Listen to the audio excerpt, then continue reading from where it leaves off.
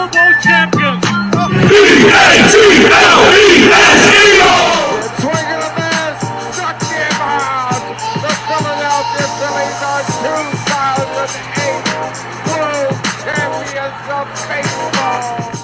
Ladies and gentlemen, the Flyers are going to win the Stanley Cup. The Flyers win the Stanley Cup for the lead. Yes!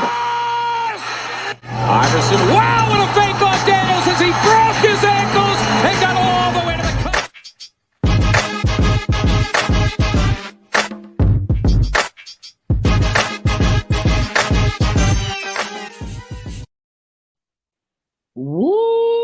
What is up for episode 108? The flagship show. We're gonna go back to our roots. We'll talk a little bit of everything Philly sports. Welcome in, Joe. Joe, it's been a minute. It has done. It's been a minute. I know the last time you were on was the week before the Super Bowl, and man, we could not have been more excited. It's good to have you back. It's great to be back. It really is. I just crawled out from underneath a rock. I took that loss pretty hard, as you can tell. Oh my God. Oh, listen. Joe, we'll get into it. We'll talk. But there's a lot of there. I won't say there's not action with every team, but there's a lot of stuff going on with every team. Joe, where do you want to start? Because we got some free agency conversation we can have with the Eagles, right? We got the Phillies are in spring training. The Sixers are on a little bit of a heater. And the Flyers just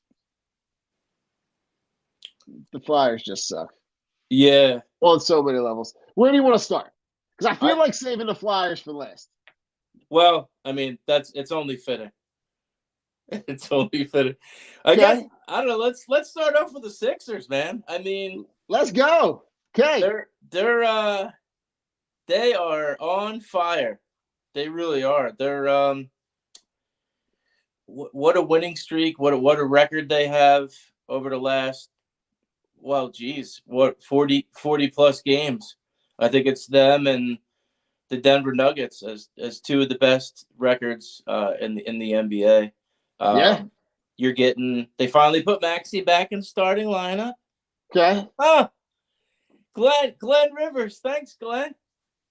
Yeah, and listen, I think for me, Joe, I like the idea of them being able to maximize his production because when they put the splits, at one point they had put the splits of games that he starts versus games that he's coming off the bench, right? And his points per game are, 4 or 5 points higher when he starts. And I think it allows the team to set up for a better rotation throughout the game. Right. Yeah, it's just they're clicking on all cylinders. You saw the other night with Harden, vintage Harden with that. He's got the 38-point game. Just I think he was 1 rebound or 1 assist shy of a triple-double. They pulled that game out against Milwaukee. The third quarter, I was saying a lot of bad words in the third quarter, Don. A lot of bad words. I was like, here we go again. And I think a lot of people were You're not the only one. But they pulled it together. They finished that game strong. They are, the regular season warriors. They really have shown up. They've really put it together. You hope that they stay healthy and they can carry this momentum into the playoffs. And I'm on the Sixers train. I've always been on the Sixers train, but I still have in the back of my mind, how is this going to translate to the playoffs? Okay. Listen, I will say that I understand your perspective, right? It's not we're not coming to this conclusion with just with apathy. right? There's a lot that's gone into the not being able to get out of the second round. So from that perspective, I get it. I think what I'm liking is that I'm seeing a more athletic, more in shape James Harden, Mhm. which if they're going to get out of the second round, they're going to need. I think I like what I see from Embiid every night. Like Embiid is a must watch every night. Mhm. The fact that last night he finishes the game. Let me just pull it up just to make sure I'm not misquoting anybody. Finishes the game with 39 points in 27 minutes. Yep. I mean, if he doesn't need to even play in the fourth quarter, and he still finishes the game with almost 40 points. If he plays that full game, that's easily a 50-point game because he was able to do everything and anything he wanted to.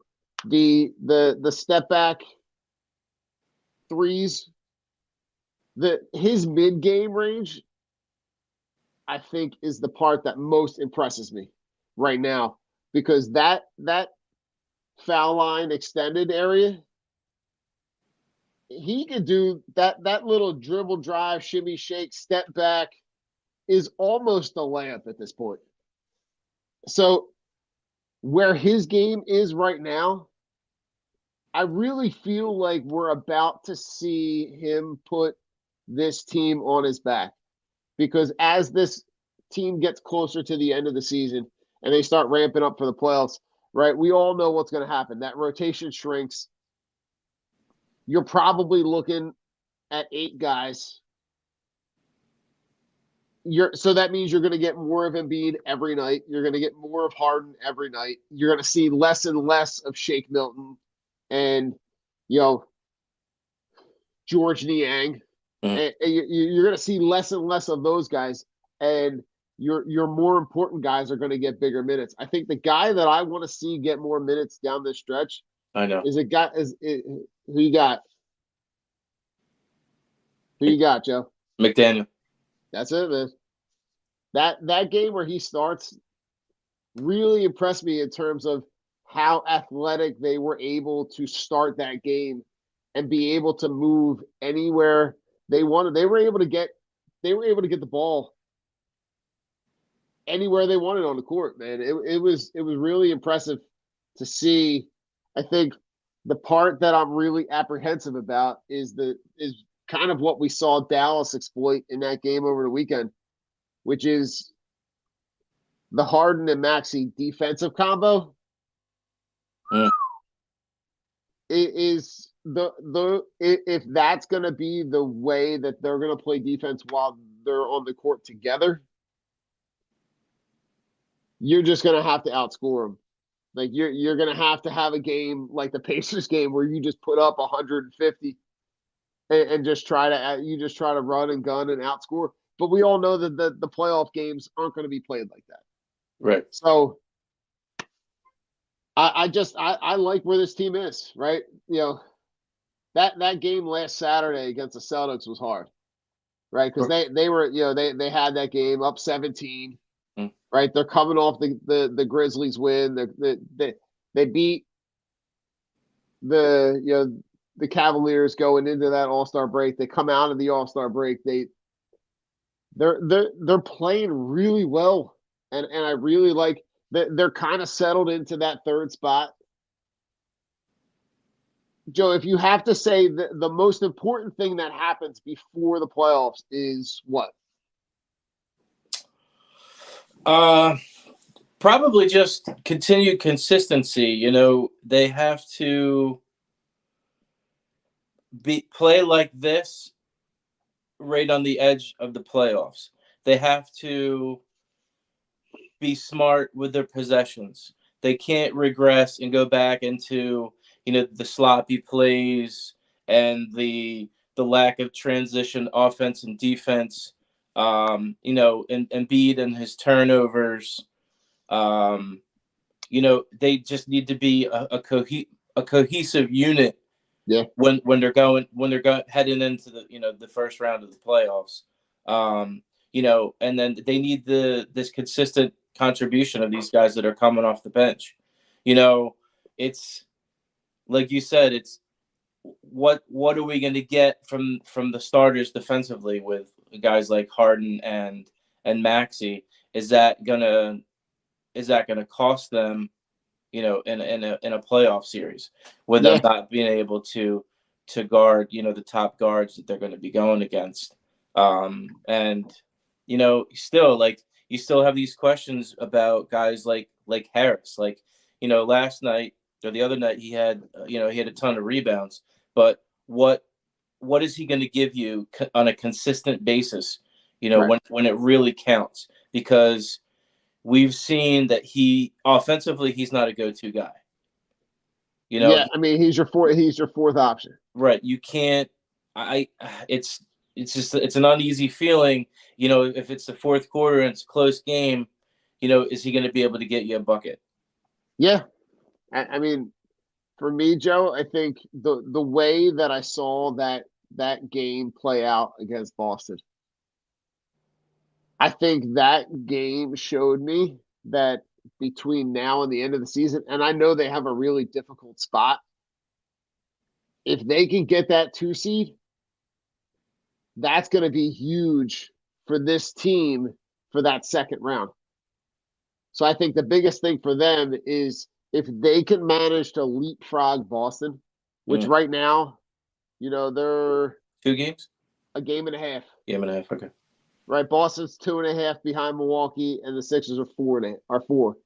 So you're a game. You got to make up 2 games between now and the end of the season. If you can be 2 games better than Boston going in, and you finish the playoffs in the 2 seed, and then that means that if you face Boston in that second round,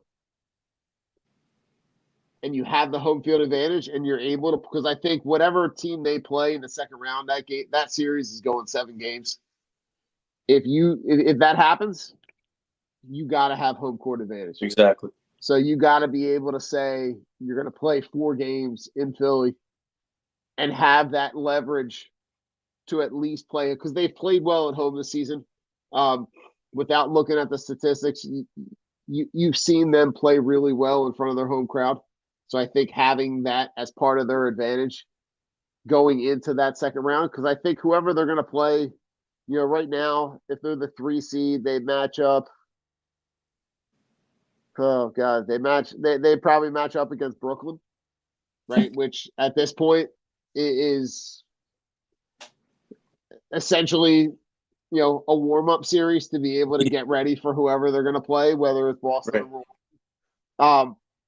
But I think they're in a good spot. They're kind of settled in that 3 spot. They have the ability to jump up to the second spot. I don't think they can make up 4 games to get to the number 1 seed, but I do think it's attainable. They can definitely outplay Boston. But listen, if they play Boston, they're going to have their hands full, because Boston has essentially owned them for the better part of the last, I don't know, 5-10 years. So, but really excited, looking forward, right? And they played. They got Dame Dollar coming in on Friday night. Dame's coming off a week in which he dropped 71 in a game. So, Matisse Thybulle is making his return to Philadelphia. Yeah. I think it'll be an exciting game to watch, but they got a good stretch coming up, right? They're going to play Cleveland. They got another matchup in a couple weeks against. Yeah. They play. They got Washington on Sunday, and then the Cavaliers on Wednesday. Charlotte, Indiana, Chicago, and then they play Chicago back to back.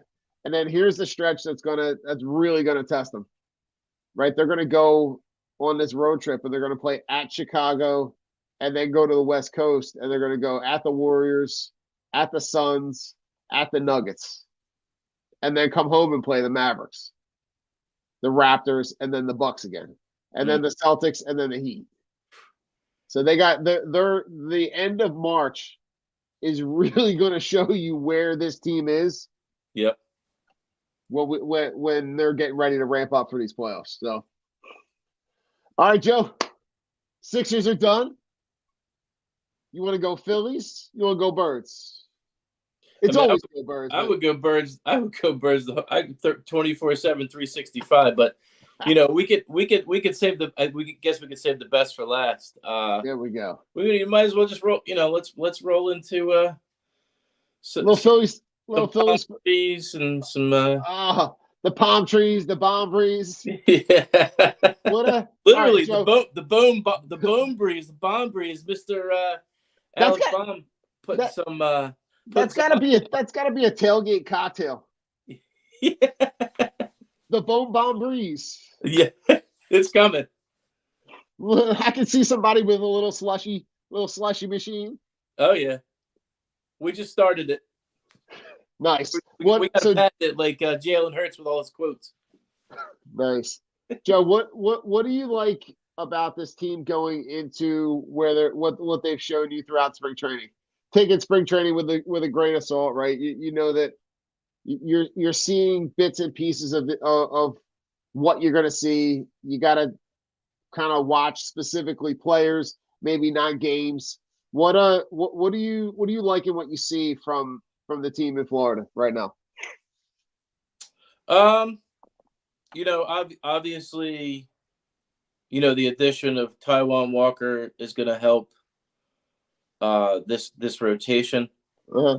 You know, adding him as the fourth starter, and a legitimate fourth starter. He probably could be higher on some other teams, but you know, the obviously the addition of, and everybody's already talked about this, but the addition of Trey Turner, you know, it can't go unnoticed, and it needs to be talked about as much as possible because, you know, we had a team that was 2 wins away from winning the World Series, and then you add arguably the best shortstop in Major League Baseball to your team.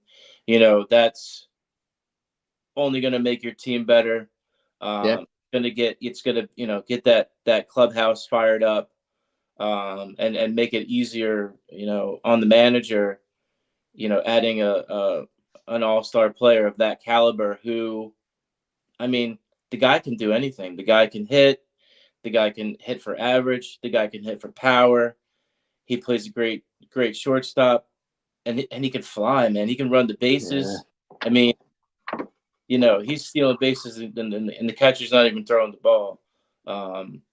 You know, and Joe, I'm so glad you mentioned that because I really feel like there's been a lot of discussion about the rule changes that have been put in place, and I think that the two things that I'm going to look at are one, that pitch clock, and you know, the base size, I think, is going to give an advantage for the guys that are going to be stealing bases. And I think that addition of that player and his ability to be able to you saw it in the first spring training at bat, right? Loop single in the gap, gets on base. Steal second. Schwarber hits one in the gap. It's 1-0 within the first 2 batters. He has that ability to be able to change the trajectory of an inning, and especially the way that he's able to put balls in play. You're going to see, like, if guys are getting on in the back end of this lineup, right? Like, you know, if Marsh is hitting at the back end of this lineup, Bohm is going to hit at the back end. If those guys are getting on base, Trey Turner's putting the ball in play. He's not a guy that's going to, sit around. So his ability to be able to put balls in play, but I really think where you're going to see a change, Joe, is where you look at the way that he's able to get additional bases, right? The way that he is able to navigate the base path is really going to show the biggest difference for this team, right? The guy that's able to stretch a single into a double, the guy that's able to go from first to home with a ball in the gap, the guy that's able to tag up on a shallow fly ball and get that extra run in. He's that guy all day, every day. Yeah. And it's going to be interesting to see. And Rob Thompson's got a lot of options on where he's going to put guys, and where he feels comfortable putting guys. And he's going to have to tinker with that. Obviously until Harper comes back. Yeah. I guess they're saying probably around the All-Star break. But he's already down there. Like, he's already down there with the team and getting into the swing of things.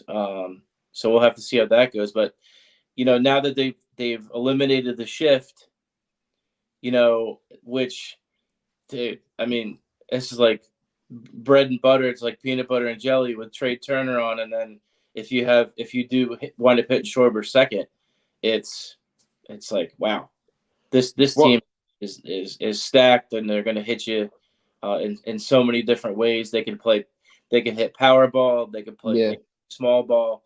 It's like the best of both worlds. Well, and now talk about on the opposite end, right? And to focus on that with the implementation of removing the shift, having a guy like Trey Turner up the middle with a guy that is able to cover more ground because you're not shifting the play, right? He's able to cover more space in the middle of that infield with him and Stott, right? You're going to see less of those balls sneaking through because they're able to get to them. Right. That is going to be a huge difference because without with removing the shift and not having the ability to put three guys on one side, you can shade him closer to the middle of the field, shade Stott closer, right, and close that gap. So essentially you have that same area coverage without having the implementation of the shift.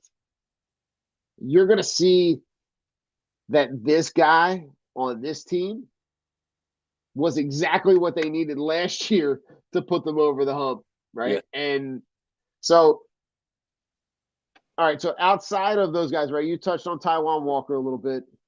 Let's talk about the bullpen, right? Because they did make some offseason moves to bring in some guys, but guys that are just going to throw gas, Joe. Yeah. Right, so now you're looking at the back end of this bullpen, right? Sir Anthony Dominguez, Jose Alvarado, Gregory Soto, Craig Kimbrell, right? Any one of those guys is going to be a guy that's going to come in and just throw gas. So the ability now, two of those guys right-handed, two of those guys left-handed. Mm-hmm. They can they can pick their poison with whatever is coming up in that lineup. I'm really impressed with the way that Dombrowski has really built this team. Yeah, he deserves a lot of credit for going to Middleton and saying, these are the kind of guys we need. And this is this is my vision. And bringing that to fruition. We really could have used those guys. We really could have used those guys last year, especially against the Astros. But having those guys and then adding a guy like Kimbrell. If Kimbrell is healthy, and anywhere near the level that he's been, in the past, that's going to be a huge. He's going to be a huge piece to this. To us winning and getting back to the World Series. Listen, if you're going to get back to the World Series, you're going to need the mountain of arms that are going to be able to they're going to have to battle with the Astros, and that Astros lineup only got better, right? They add who's the guy that they added from the White Sox? Abreu. Yeah. Like it's just one guy after another. That lineup is just insane. Is there so talk to me about where you are with Andrew Painter, right? Because man, that appearance was impressive, right? Coming out throwing just nothing below 97, right? Hitting spots, adds a cutter. I think at some point you see him in the big leagues. I think they realize that he's 19. They realize that they got to play this one cautious. They're going to play the long game on this one. Yeah. But I mean, talk about what it feels like to have that top end number one prospect. It's it's truly incredible. If he's the little small sample size that we saw in the game that he was in, he his location, his command, his demeanor, he seems like a guy, who's not even 20, who's going to be able to handle the moment. It's not too big for him. And I mean, he seems to be every bit of, how we felt when Cole Hamels came up. Gotcha. Okay. I mean, and we don't even know. I mean, his ceiling might be higher than that. We just don't know, just because he's so young. Yeah. Wow. I And didn't even think about that because Cole, the comparisons to Cole Hamels, right, are very similar, right? But I mean, it feels good to know that top end of the line talent is ours. kind of Yeah. is ours, and he's kind of waiting in the wings, and he's probably going to be here contributing sooner than later. So listen, I think they play the long game on this one. I think it's no news is good news, right? I think they're playing it cautious. Yeah. Right? They're not making any emergency calls to Dr. James Andrews for any reason. I think it's just kind of wait and see, right? But it's us being impatient and wanting to just kind of know right away. Joe, have you ever been to spring training? Unfortunately, I have not. It's on my bucket list. I have Yes. not either. But it's one of the things. Definitely one of the things that I'd like to do at some point. Are you in on the World Baseball Classic? I am. I think it's Okay. something that's great for the world. I mean, great for fans of their countries. I think the only issue I have with it is, you don't want these guys to get burned out once they get back, and Yeah. get ready and get geared up for the season, because it's a lot. It's a lot of time. It's a lot of travel. It's a lot of wear and tear on your body, and then you got to come back and play, a 162 game season. So it's a lot. It's great for the sport, and it's great for these countries, and it's great for these players to go and represent their countries. But it's to be seen how these guys are going to hold up, and what are you going to get as the season goes. Yeah, no, I am curious to see how this plays out, because I wish that it had the stature of the World Cup. Yeah. Because the way that countries come together for the World Cup, it'd be really nice to see that on the baseball level. I really I love seeing the combination of players, right? Looking at the lineup for Team USA, right? And thinking about all of those guys, all that top end talent, all playing together, and you're essentially seeing the best of the best. I wish it had more of a stage, because, to be honest, if I wasn't looking for the games and looking when they were on, I would never even know. You would never even know what's going on. Agree. And that's the hard part, is that, like, I have to go searching for this. No one is searching for the World Cup. Nope. Those games are on. They're on streaming services.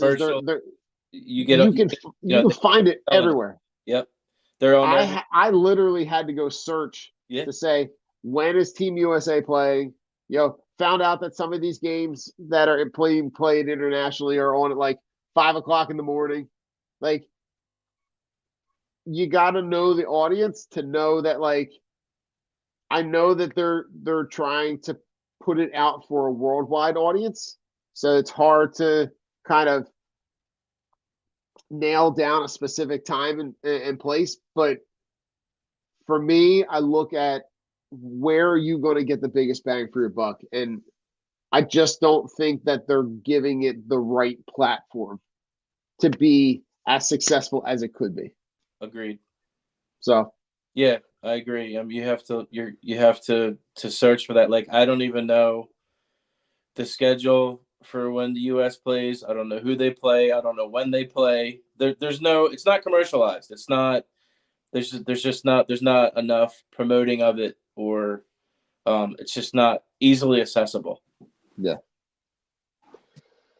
All right, Joe.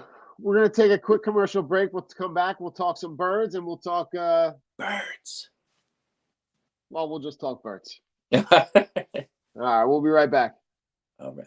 Von C. Brewing Company is a 20-barrel, 16,000 square foot microbrewery with a 2,500 square foot tasting room, including a spacious outside beer gardens in Norristown, PA, in the heart of Montgomery County. The Von C. family is part of the family that started C. Schmidt and Son Brewing in 1860. Stop in Wednesday through Sunday and taste a variety of draft and 16-ounce cans of originally brewed beer and tell them the Drunk on Broad crew sent you. Von C. Brewing is located at 1210 Stenbridge Street, Suite 300 in Norristown. Cheers. Team Clicks are the only glasses for real sports fans. With interchangeable arms, you can support all of your favorite teams, or even make and create custom options as well. These die-hard sports fans have realized that sports fans needed something other than face paint to show their love and passion for their teams. Go to teamclicks.com/DOB and show your love for your hometown team. La Torrens curated collection of men's and women's watches is a perfect investment that lasts for years to come and fits perfectly with your every outfit and style. Our range of classic watches aren't just a great perfect formal and casual accessory, but a time machine that takes you back to memories. Explore our collection of timeless watches that can reflect your taste, personality, and personal style. Our exclusive collection of carefully curated, affordable luxury watches is what you need to make a personalized style statement. You can take pride in your prized possession, handing it over to the next generations as your most loved asset that they can also own and display with the same pride. These high-quality pieces stand the test of time, giving exceptional value and return on your investment. Go to la-touring.com and use code DOB at checkout and get 10% off. If you're looking for unique sports apparel, check out Streaker Sports. They've dug deep into the archives and have brought back some incredible defunct team logos and have even created entire defunct league collections. They also have collections paying homage to sports culture, including the Miracle on Ice, Slap Shot, Caddyshack, the Mighty Ducks, and even have a license with Wiffle Ball and USA Hockey. Only for Drunk on Broad listeners, use code BROAD at checkout to get 10% off anything at streakersports.com. Again, that's 10% off anything at streakersports.com with discount code BROAD.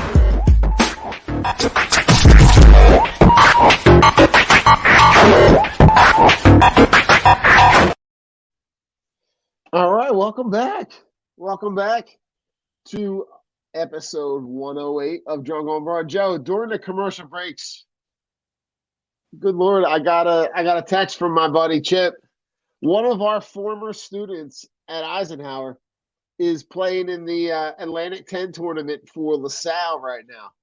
So shout out to our one of our former students, Deshaun Shepard, who is playing for LaSalle tonight. Beautiful, man. Beautiful stuff, man. He's playing good. Listen, Joe, I remember that kid dunking in 8th grade. Wow. It was something.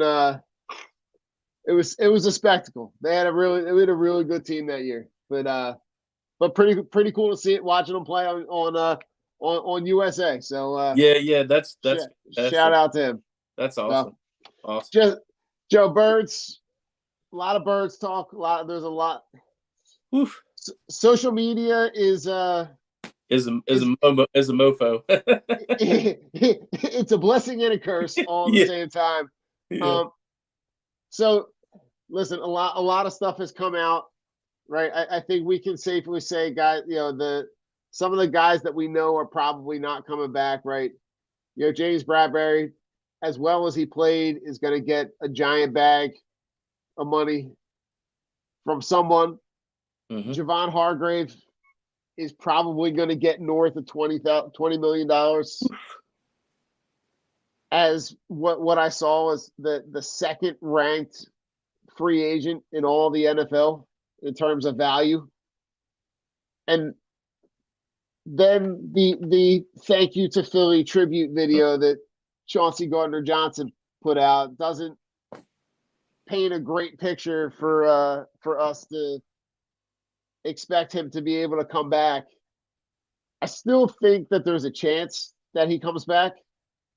I think that there's a number that the Eagles are willing to kind of meet him at. It just depends on if some team is going to just absurdly overpay for him based on the year that he has. Yeah, I mean, there's a lot to unpack. You got to pay some of these guys. You're gonna have to give your quarterback a really big contract, because you're looking at what Geno Smith is making. You're looking at Derek Carr is making. Yeah. And then what Daniel Jones got.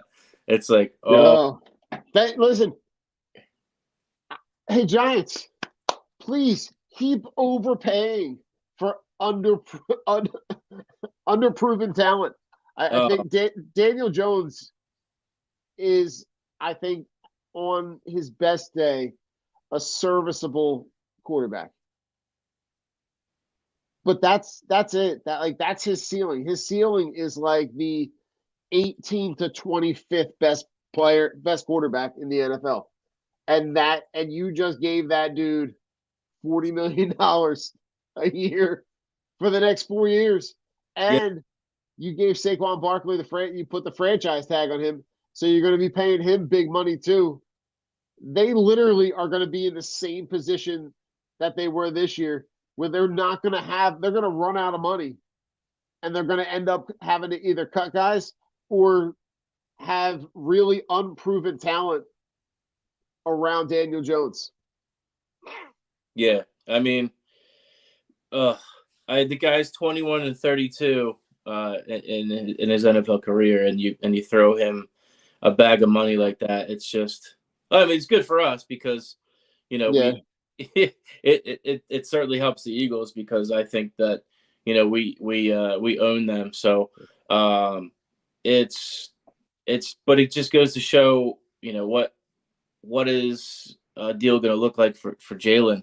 And then, who do you bring back? Do you bring back Bradbury or CJ, GJ or Hargrave, or are they all going to walk? It's such an uneasy time with free agency and everything that's going on.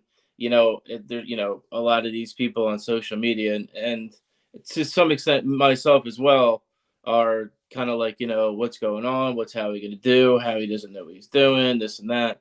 But you really have to just, you got to ride it out and wait and see how this all settles.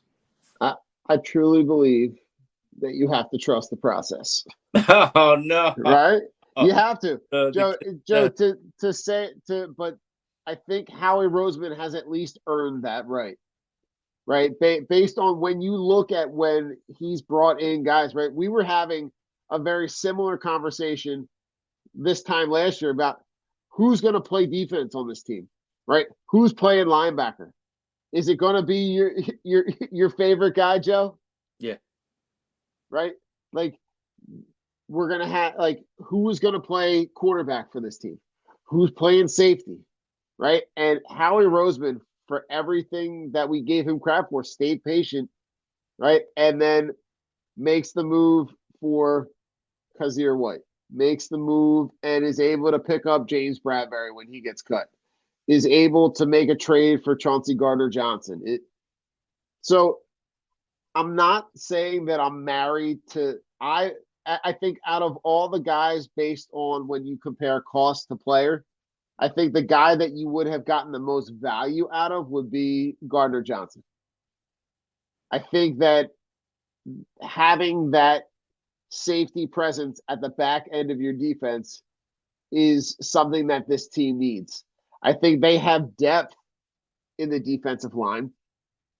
I think you would not to say that the guy that you, but you had not to say that anybody's going to replace the production of Javon Hargrave, but you do have, and if you think about it, your first 3 draft picks last year didn't have to play this year.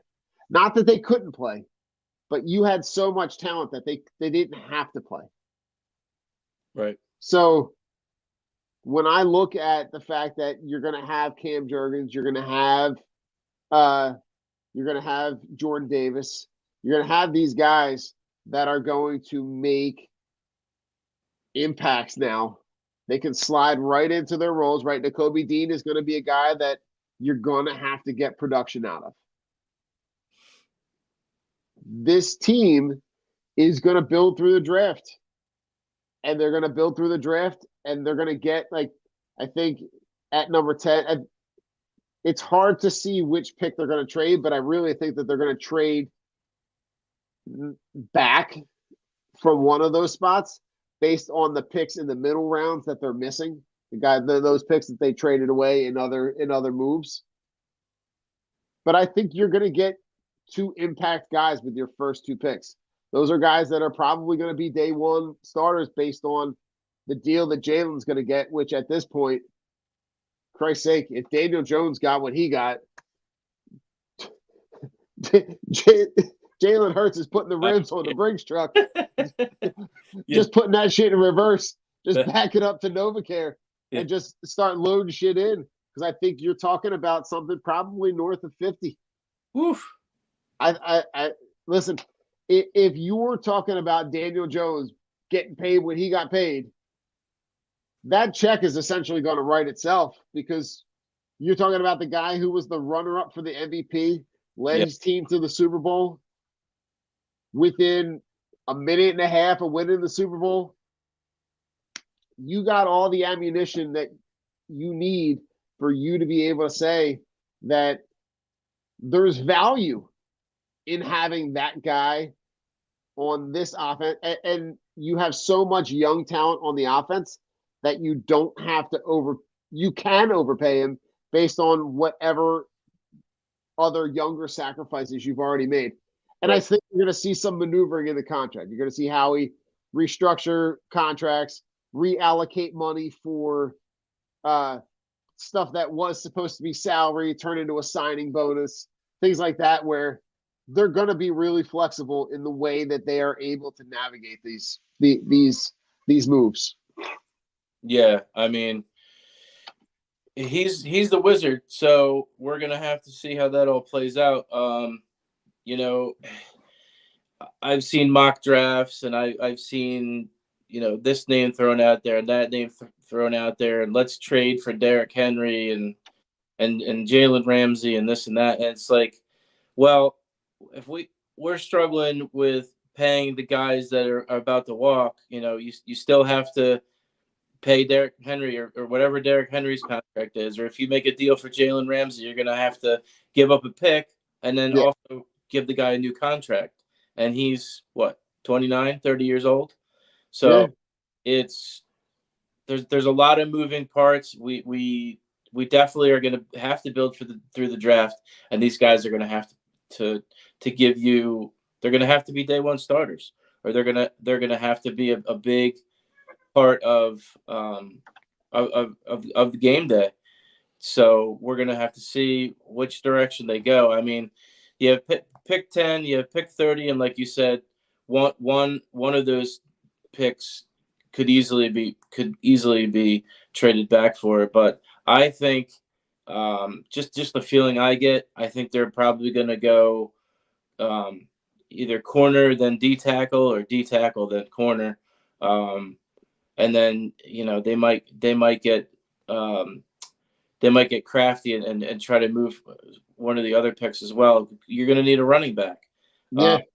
There's this guy at Texas, Bijan Robinson, but he would be fantastic, but you can't take him at 10, and I don't think he's going to be there at 30. So you have to. Joe, let me ask you though, if he's there at 30, it would be overtly out of character for the Eagles to take a running back in the first round. But is that something that you would be willing to roll the dice on? Because you get a guy who is insanely talented, and you put him in an offense behind that offensive line with Jalen Hurts as the second running option. Those are less carries for Jalen Hurts, which if you're paying him $50 million a year, you want him on the field. The less, you can take the burden, maybe less of the burden of running off of Jalen Hurts.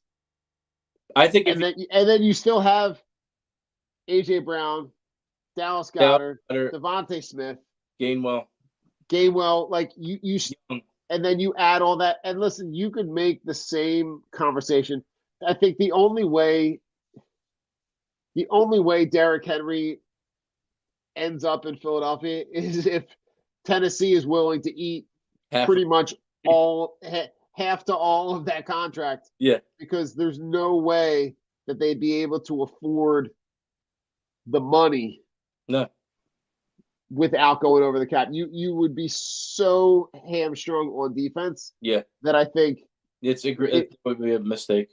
It would be. But good Lord, could you imagine putting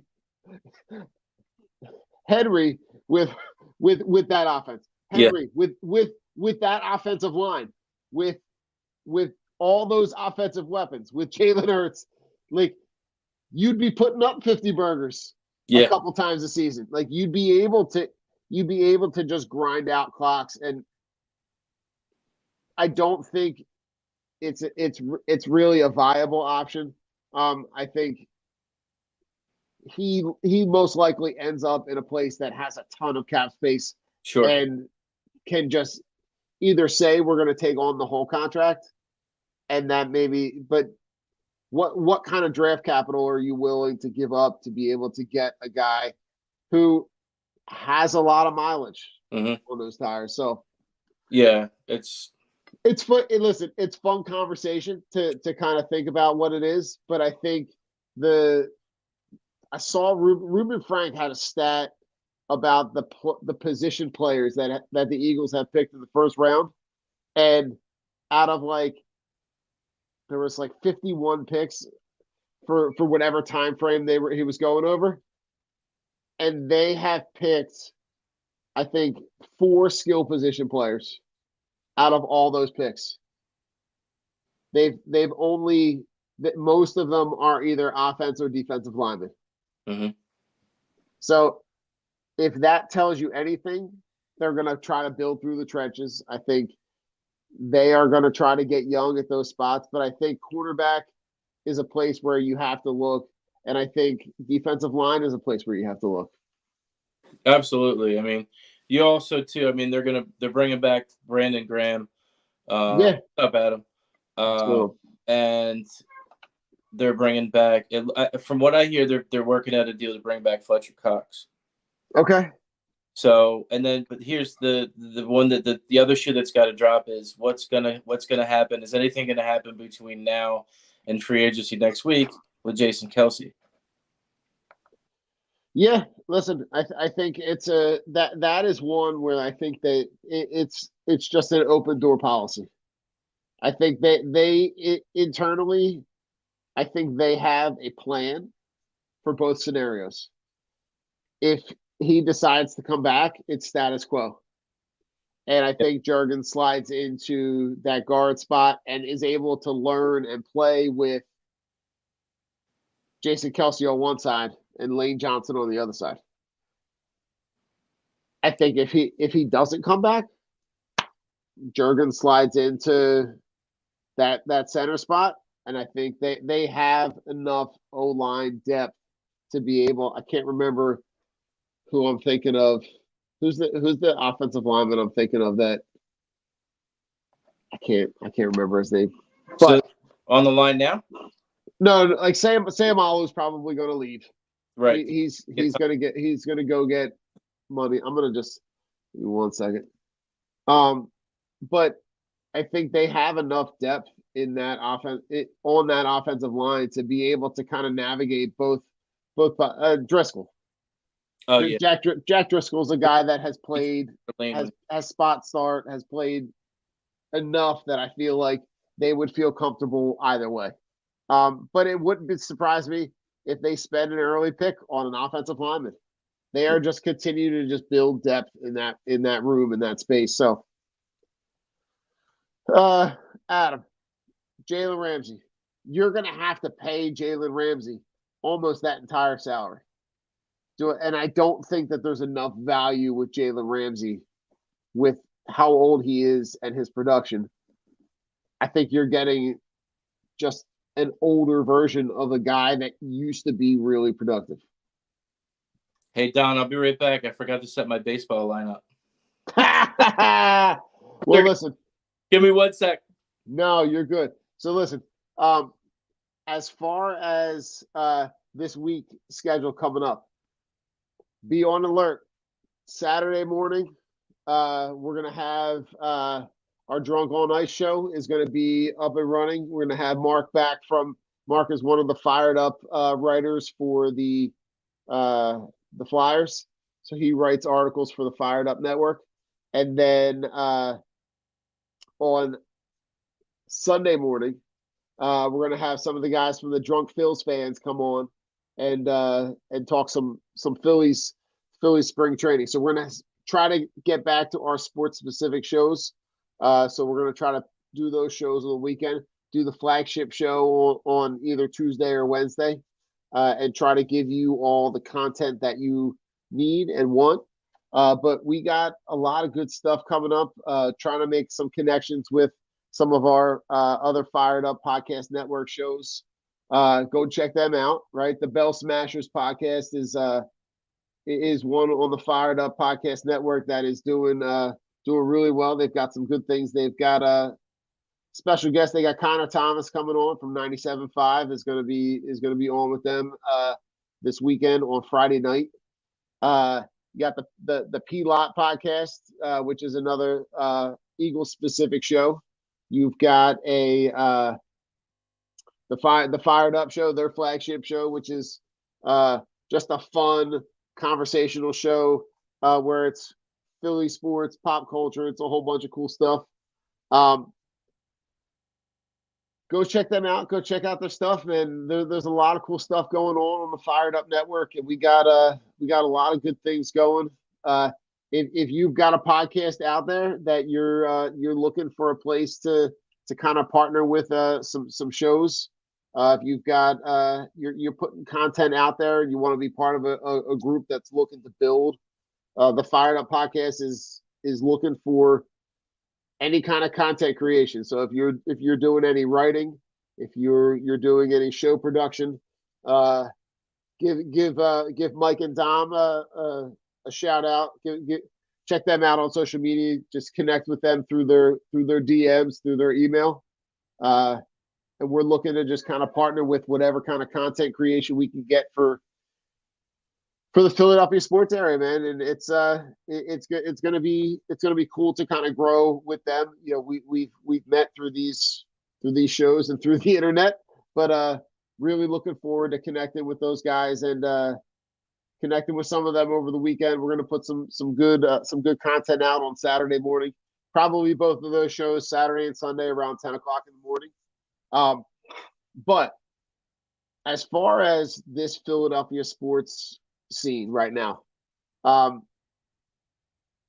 could not be in a more sad place with this hockey team.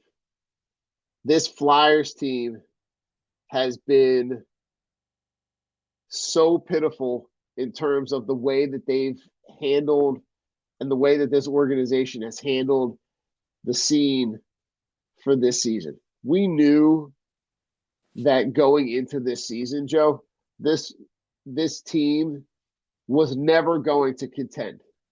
We knew that going in. But they can't even get the losing part right. Because just when they, in a season where they need to lose to be able to get themselves in a position to do what every hockey franchise knows they have to do to turn their fledgling franchise around, which is get a franchise-altering player, just like the fucking Penguins did when they sucked for a couple years, right? And they end up with Crosby and Malkin and a whole bunch of talent. And what happens? They end up winning a bunch of fucking Stanley Cups. Yep. In a season where the top end of this draft has a couple of franchise-altering players. Good God. We can't even get that part right. And they had the opportunity to sell players at this trade deadline. Guys that they know are not coming back.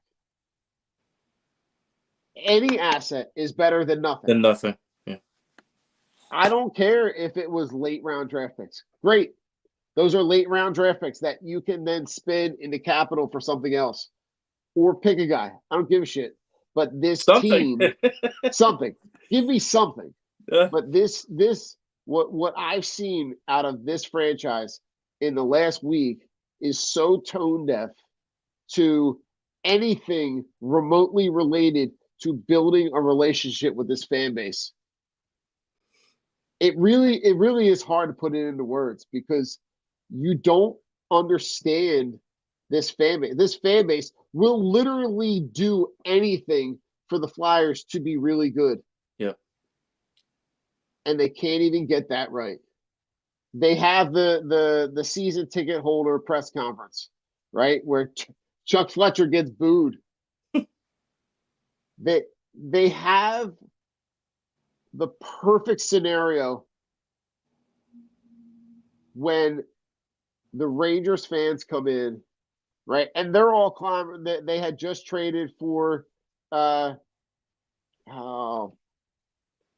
the guy from Chicago? Kane. Patrick Kane. Patrick Kane. They just traded for Patrick Kane. So a lot of those guys want a lot of their fan base were buying tickets in the hopes that was going to be the first game he was going to play. But to see something that this fan base is known for, taking over cities. Mm-hmm. We've seen with the fans of Philly and the Philly sports trips, and we've seen this city travel and take over other stadiums.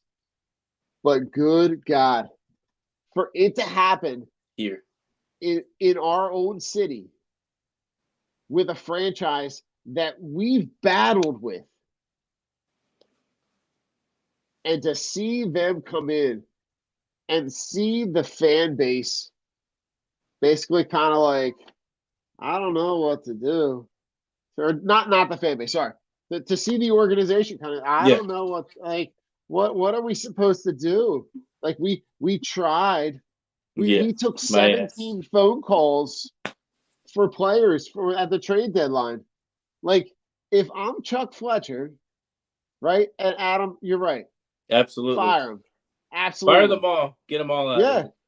But like, if I'm Chuck Fletcher, I'd be on the phone saying, give me an offer for anybody. Take my guys. I'm putting as many young guys as I possibly can into this team and seeing what I got. But also knowing that the result of that is going to put you in a really good position to be able to get a franchise-altering player. But that is never going to happen until this franchise is in the hands of a group of people that is invested in the team and not looking at the team as an investment. And that's all that, the mindset has to be about the team and winning Stanley Cup. You know, they just, Comcast is is a company. that is doing just fine. They don't need a hockey team to make money. It's not something that's at the forefront for them. They're, like you said, until they get somebody or a group of people in here that actually cares and wants to do something about it. Because right now, none of these people care. Chuck Fletcher doesn't care. Dave Scott doesn't care. Holmgren doesn't care. I think Danny Briere probably does, but we don't know what is he? It's like all these Flyers retreads. Oh, well, he used to be a player. Let's bring him in. Maybe he can be a coach or an assistant coach, or he'll turn things around. The only guy that really tells it like it is, and I don't know. There's a lot of individualism with this organization. There's no cohesion. They're not together. Everybody's kind of doing their own thing. But at least you get accountability and somebody who tells it like it is from Tortorella.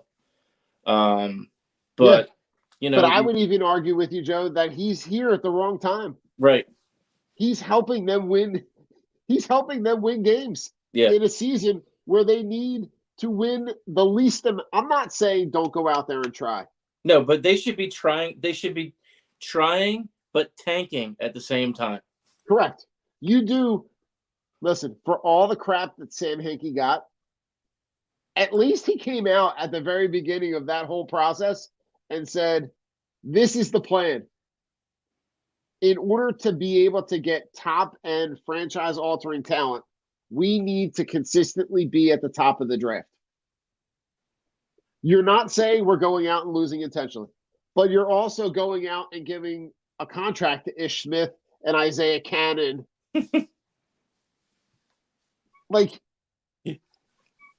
It's not rocket surgery. You can fix this, but if the goal is just to make money and the goal is not to win, then this team will forever be in this black hole of limbo, fledgling on the verge of sucking and playoffs. And that's sad, because I would probably argue with you that this franchise in a city that has 5 major professional sports teams is probably 5th. Oh, without a doubt. And with the way that the union has played, with the way that they have built that franchise up, the way that they have connected with the fans in this city, with the Sons of Ben, and the way that the game day experience at Subaru Park, they are far and away above the Flyers and whatever is happening there, because they made a conscious decision to make the mascot the most important part of that franchise. Not saying that the mascot's not fun and it gets the kids excited. That's great. But that is not the centerpiece of your franchise. The guy who is the young, up-and-coming, super talented goalie should be the face of your franchise. Yeah. Not the costume-wearing, googly-eyed idiot that runs around the stadium.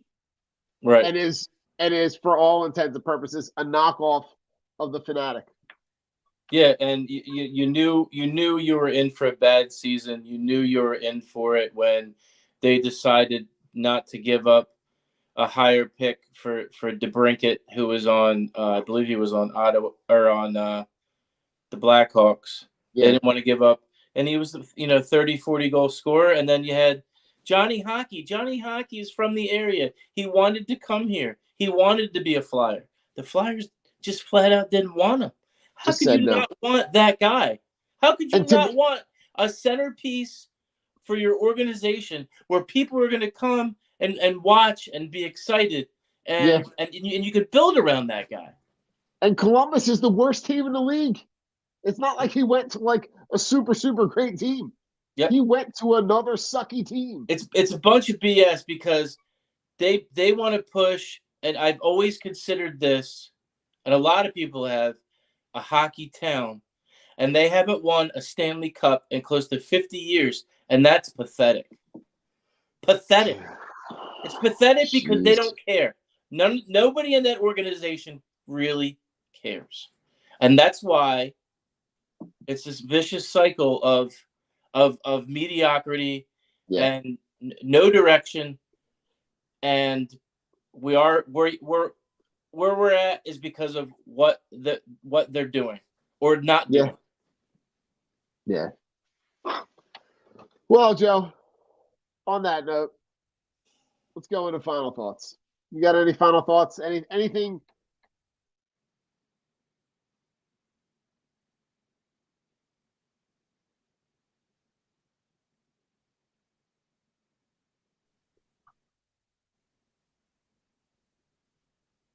You there, Don? Oh, did I cut out? Did I cut? You know, I cut out?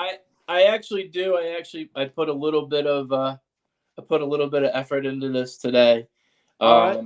You know, for as much flack and negativity and things that he's done in his past, I have to say, with this situation and allegations that were put against Michael Irvin recently, I think that he got a bad rap, and I think that his past really made him look like he was the bad guy in the situation. I'm not sure if you know about the story that came out. I think ESPN like sent him home or dismissed him or right around the Super Bowl, right? Yeah. I guess there was a situation where he met a group of people, or he had some interaction with a woman, and they tried to make it out like he was like harassing her. I don't know if it was sexual harassment or some form of harassment, but they actually did an investigation, and there were eyewitnesses that said that it was totally unfounded, and there was it looked like the lady was just trying to work him over or try to, get some kind of lawsuit or get some kind of money out of him to try to push his name down. So I think it's unfortunate because there's the video came out, and I saw it on Twitter earlier. He got emotional. He got teary-eyed when they I guess they were doing a deposition, or they were interviewing him about the event, and he didn't do anything wrong. I mean, there were multiple eyewitnesses that were there at, I guess it was at a hotel. I think it was a Marriott. But it's a shame because you try. He seemed like he's trying to get his stuff together, and he's been trying to play the good guy and be a good guy for a while, for a long time now, and to have this all like rehashed and his name kind of dragged through the mud was definitely unfortunate. It's listen, it's never, especially when they're in the spotlight, especially when they have the notoriety that they do, they're a constant target, and it's a shame that we live in a litigious society where people are constantly looking for some kind of way to get a payday. Mm-hmm. And in some way he's able to get justice for himself and for his name. So happy for him. Still fuck the Cowboys, but oh yeah. Joe, for final thoughts, right? Today was International Women's Day. Yes. Right. So shout out to all the female athletes, the females who have been impactful for in sports. You started to see females having an impact within the what is normally a male dominated environment with professional sports. But you've seen people come in. Becky Hammon was on the staff with the Spurs for a while. Dawn Staley is a phenomenal NCAA coach, local talent from Philly. But at every aspect of sports, that part has been an important role that women have played. And on a completely different level, right? There's a lot of moms and a lot of female influences on athletes. So, just shout out to all the women that are integral in that sports journey, for whether you're an athlete, whether you're a coach, whether you're a trainer, you're a broadcaster, whatever role you're playing. A shout out. I'm sure there was a woman along the way that made that possible. So shout out for International Women's Day today. Thank you, ladies. Thank you, ladies. We truly appreciate it. We don't have Rich to take us out, but fuck Davion Taylor. Fuck the Cowboys. Fuck Ben Simmons. The Flyers. You know what, Joe? Fuck the Flyers.